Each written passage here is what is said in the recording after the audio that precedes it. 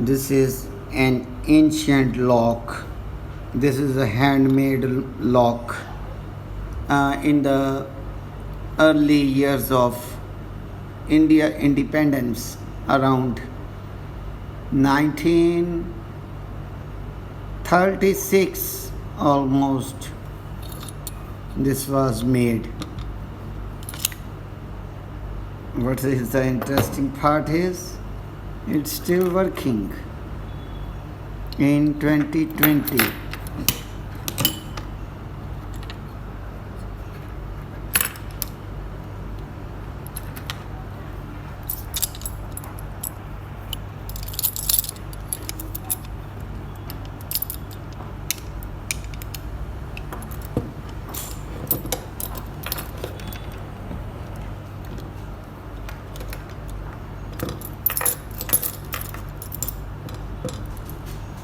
With single hand operations are much difficult.